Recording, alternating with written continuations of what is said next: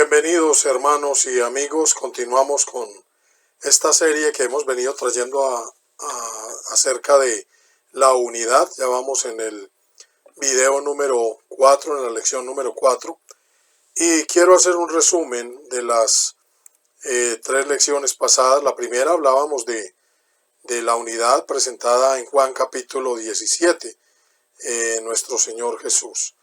En la segunda lección estudiamos el capítulo 1 de la carta a los Efesios y veíamos que en ese capítulo se nos presenta el oficio del Padre. Efesios 1:3 nos habla de las bendiciones espirituales que el Padre nos dio para recibirlas a través de nuestro Señor Jesucristo. En la segunda lección estudiamos el capítulo 2 y veíamos el oficio del Hijo. Nos unimos al Hijo que nos amó, nos dio vida, nos resucitó y nos hace sentar con Él en los lugares celestiales por su gracia, por la gracia de Dios, y une a judíos y gentiles en un solo cuerpo en la iglesia, hermanos. Ya vamos en la cuarta lección, esta era la tercera. Vamos en la cuarta lección y hoy vamos a estudiar el capítulo 3 de la carta a los Efesios. Hemos dicho que esta carta es la carta de la unidad y la carta de la iglesia, y es lo que estamos entendiendo con estos estudios. Y en este capítulo 3 vamos a ver el oficio del Espíritu Santo. Entonces vemos en el 1 el oficio del Padre, en el 2 el oficio del Hijo, y en el capítulo 3 vamos a ver el oficio del Espíritu Santo, que nos revela el misterio de Cristo y nos hace conocer el amor y el poder de Dios. Entonces, estamos resaltando que la iglesia es la plenitud de Cristo. Lo que dice en el capítulo 1, versículos 22 y 23, la plenitud de aquel que todo lo llena en todo. Y entonces vamos a ver en Efesios 3, 1 al 13, el misterio de Cristo revelado. Versículo 3 dice que por revelación me fue declarado el misterio, como antes lo he escrito brevemente, leyendo lo cual podéis entender cuál sea mi conocimiento en el misterio de Cristo. Misterio que en otras generaciones no se dio a conocer a los hijos de los hombres, como ahora es revelado a sus santos apóstoles y profetas por el Espíritu, como estamos diciendo, que es el oficio del Espíritu en este capítulo 3.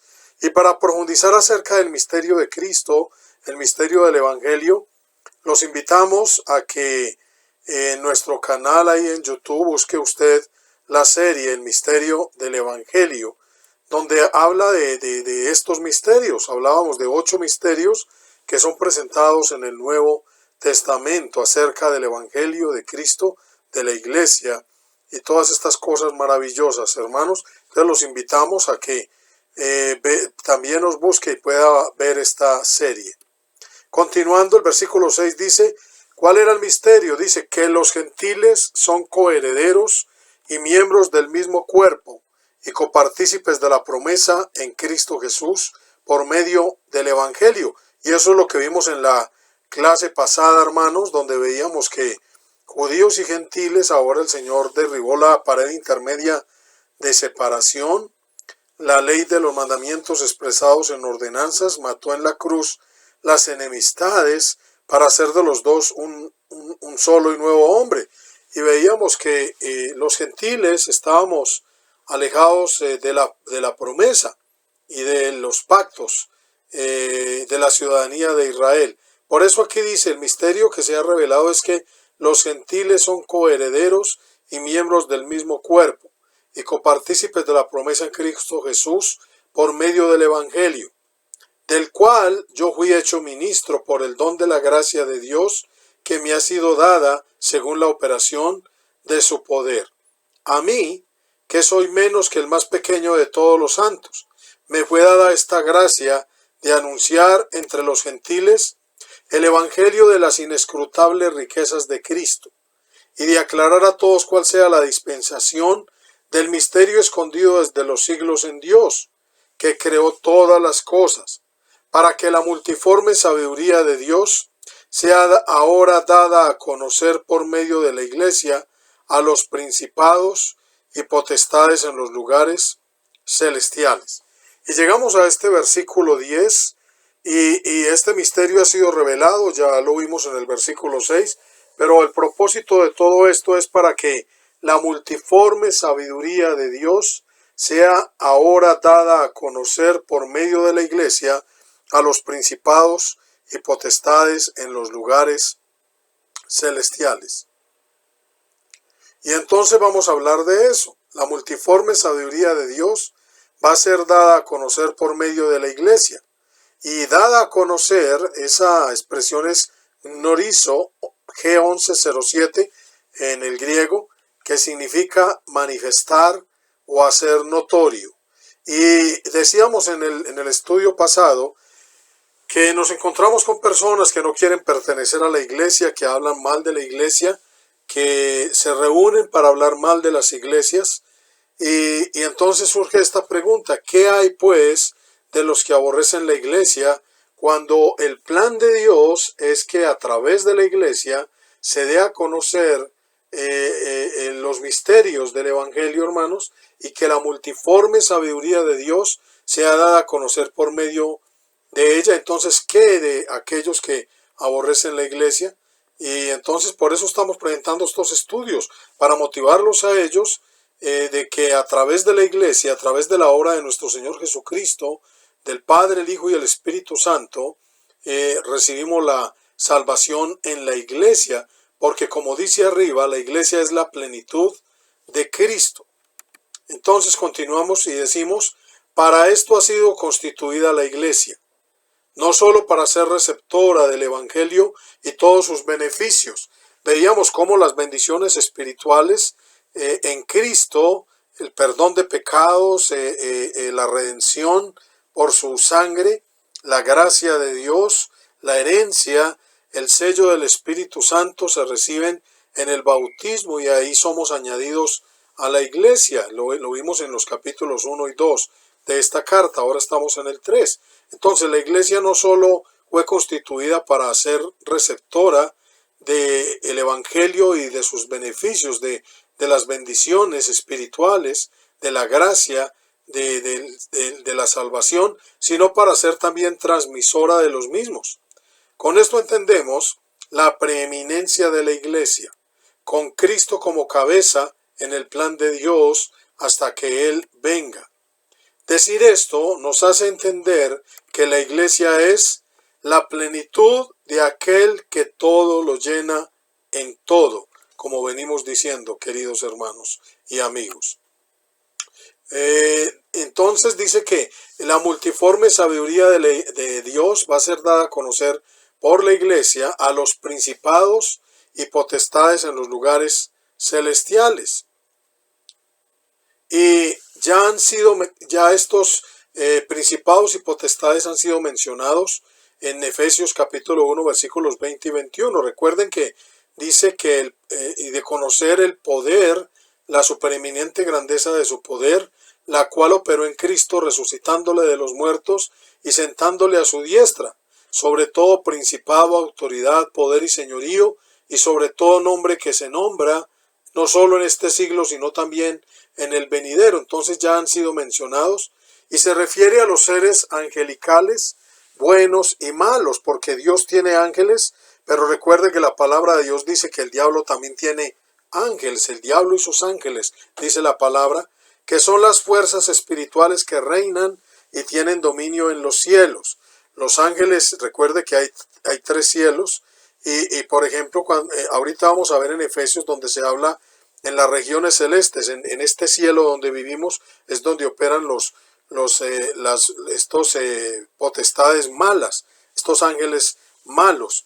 Entonces, tienen dominio en los cielos, sobre los cuales Dios ha exaltado a Cristo y a su iglesia. Veíamos en el capítulo 2 cómo se confirmaba que en el capítulo 1 decía que el Señor sentó a la diestra a su Hijo en el cielo, y en el capítulo 2 dice que fuimos resucitados y nos hizo sentar con Él en los lugares celestiales. Entonces los beneficios que tenemos también como iglesia es que donde está Cristo, ahí estamos nosotros, hemos recibido estas bendiciones.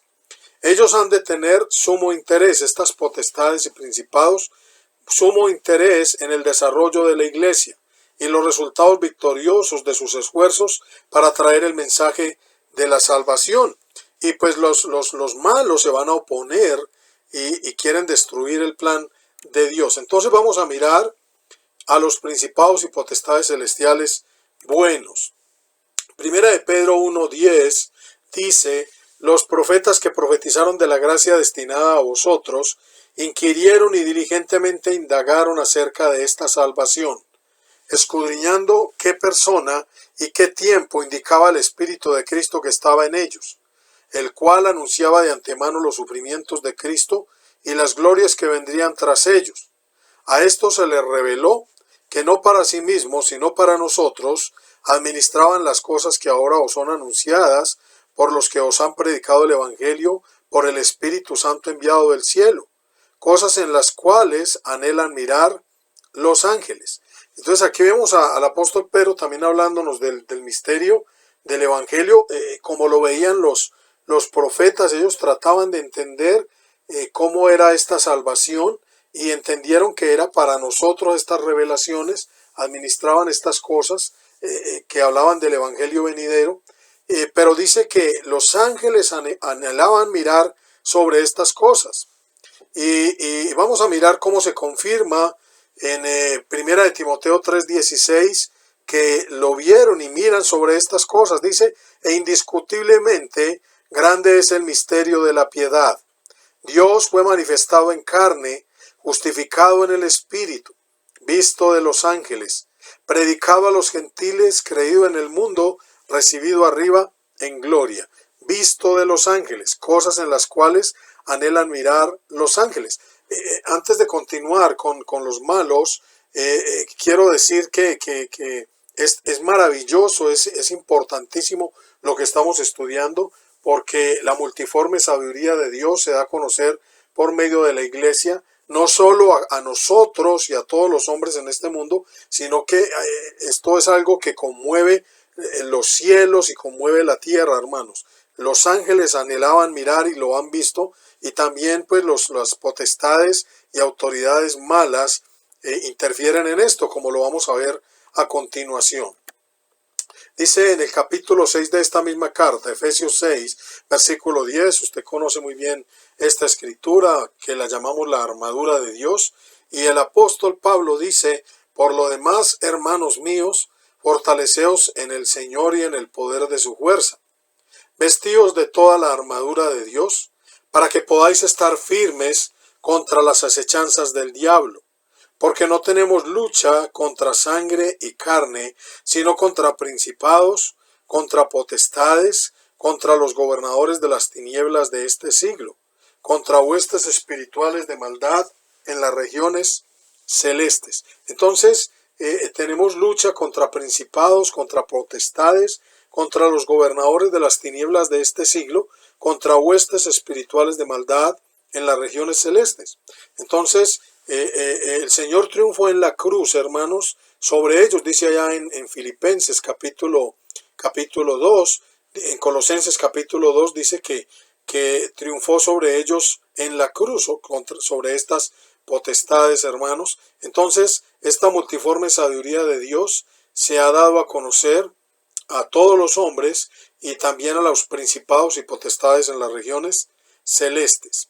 Continuando ahí con el versículo 11 en adelante, tenemos seguridad y acceso con confianza. Particularmente el versículo 12 dice, desde el 11, conforme al propósito eterno que hizo en Cristo Jesús nuestro Señor, en quien tenemos seguridad y acceso con confianza por medio de la fe en Él. Por lo cual pido que no desmayéis a causa de mis tribulaciones por vosotros, las cuales son vuestra gloria. Entonces, a través del entendimiento de este misterio que se ha anunciado a las por la iglesia, la multiforme sabiduría de Dios, a los principados y potestades en las regiones celestes y a nosotros a través de este entendimiento.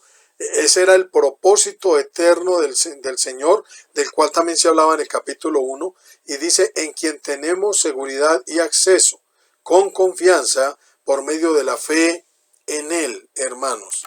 Y entonces el creyente puede presentarse con audacia en la presencia de Dios con toda confianza y seguridad. Las restricciones antiguas ya no existen en Cristo. Los obstáculos de la ley y de los rituales de los judíos han sido derribados y abolidos, como lo vimos allá en el capítulo 2, hermanos. Ahora estamos en la ley de Cristo, en su evangelio, en las obras que Él preparó de antemano para que anduviésemos en ellas, queridos hermanos. Entonces vamos a mirar que Pablo ora por poder espiritual, ahí en los versículos 14 al 21. Pablo ora para que Dios habite en nosotros y podamos conocer su amor, tener su poder en nosotros y así ser llenos de su plenitud. Y vamos a mirar, hermanos, esta oración. Dice en Efesios 3:14, por esta causa doblo mis rodillas ante el Padre de nuestro Señor Jesucristo, de quien toma nombre toda familia en los cielos y en la tierra, para que os dé, conforme a las riquezas de su gloria, el ser fortalecidos con poder en el hombre interior por su espíritu.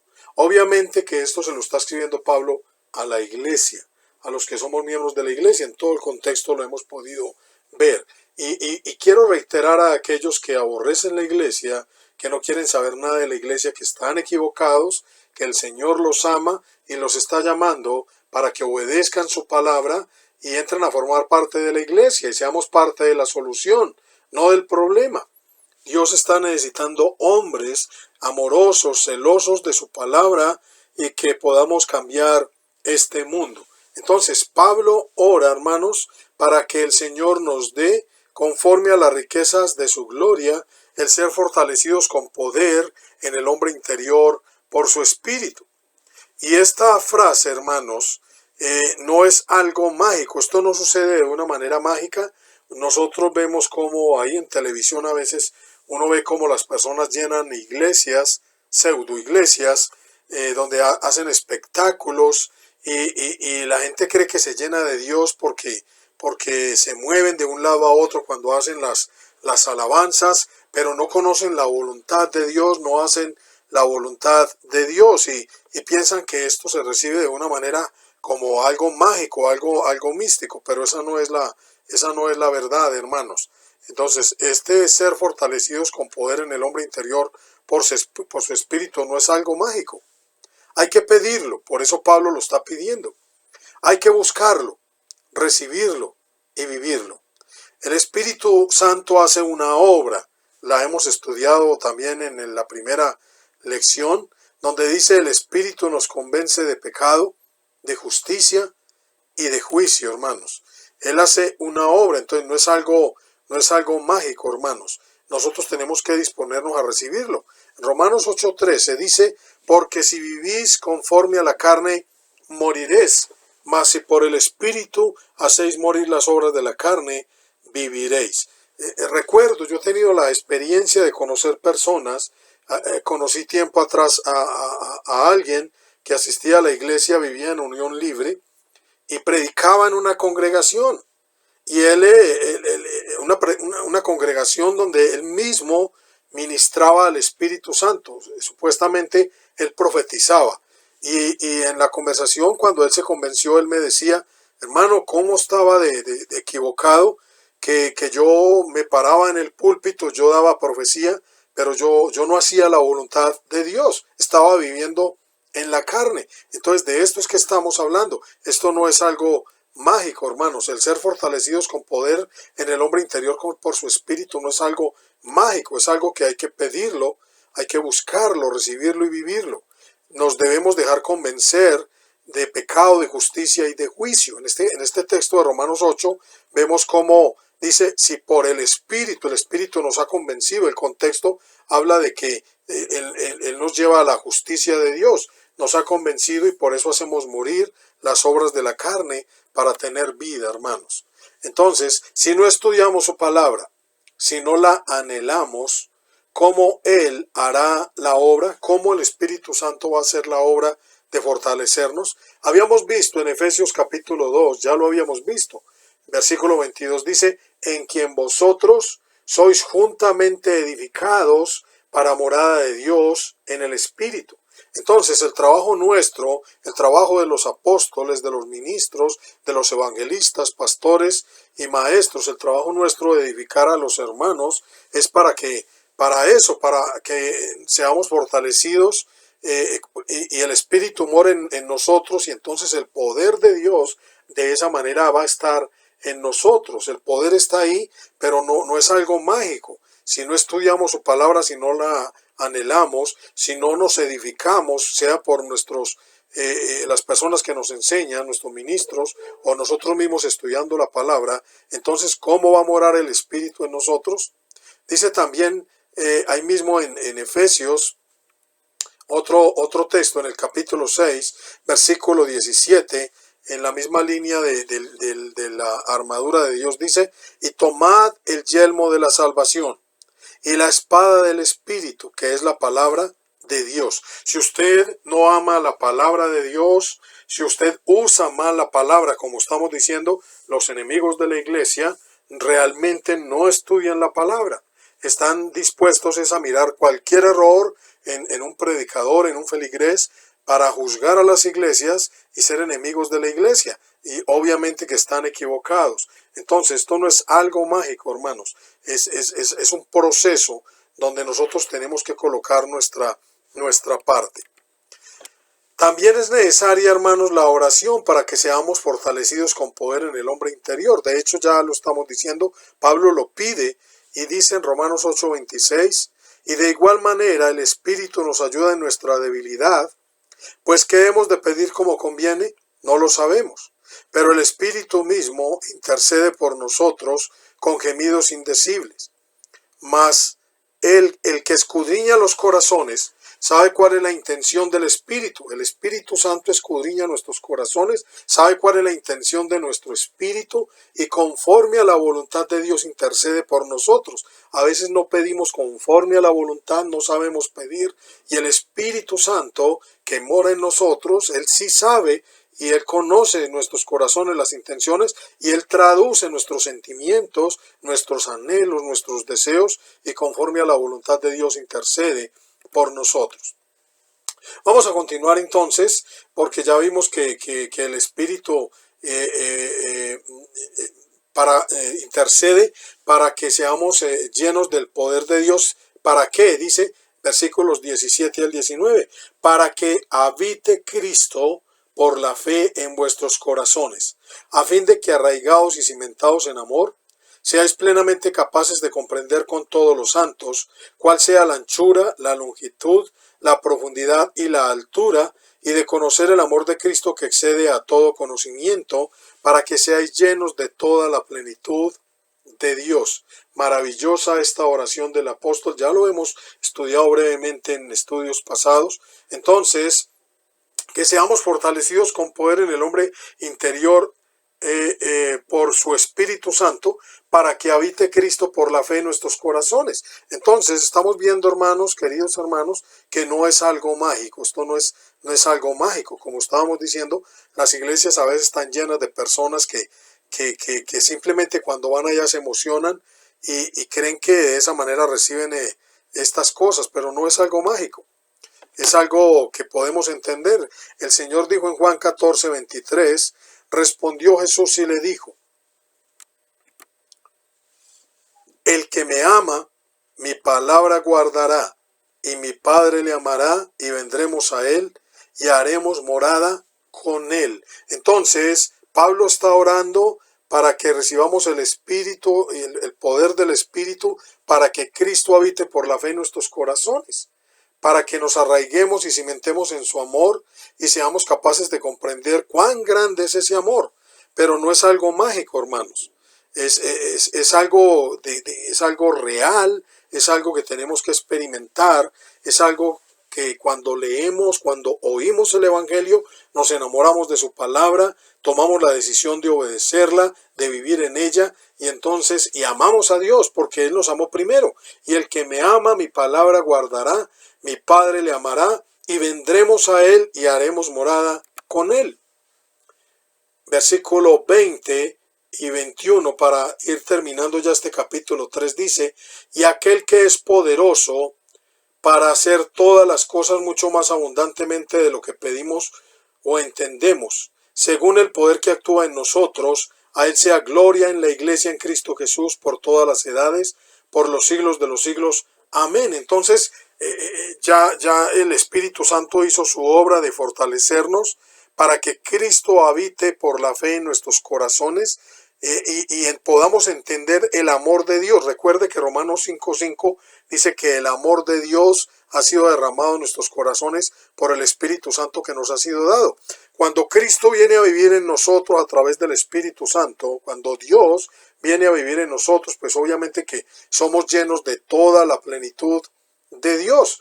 Y como estamos llenos de Dios, el poder de Dios, hermanos, va a obrar en nosotros por la fe. Dice que y aquel que es poderoso para hacer todas las cosas mucho más abundantemente de lo que pedimos o entendemos, según el poder que actúa en nosotros.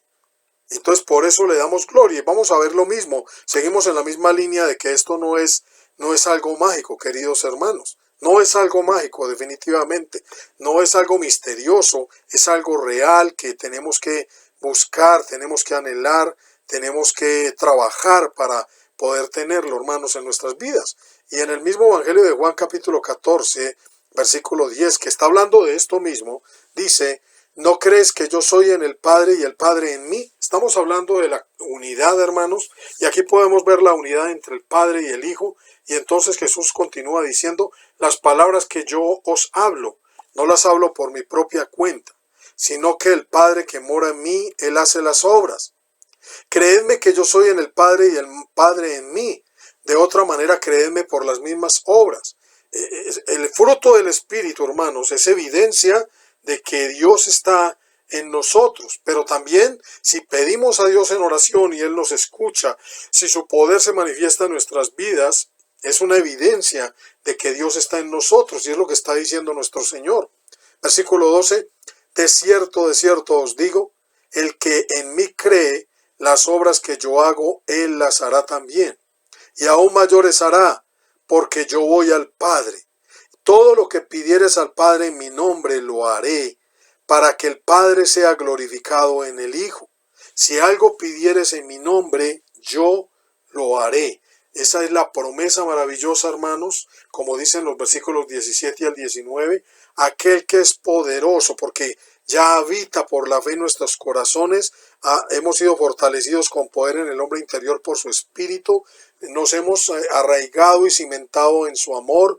Hemos podido comprender el amor de Cristo que sobrepasa todo entendimiento, y de esa manera ser llenos de toda la plenitud de Dios, como veíamos en el estudio pasado, que de su plenitud tomamos todos gracia sobre gracia, hermanos. Entonces el poder de Dios va a obrar en nuestras vidas, hermanos, a través de la fe, y podemos tener esa confianza que si algo pedimos conforme a su voluntad, Él lo hará, hermanos. Qué maravillosas estas promesas de la unidad con Dios, hermanos, y de que se reciben en la iglesia, que la iglesia es la plenitud de Cristo, queridos hermanos.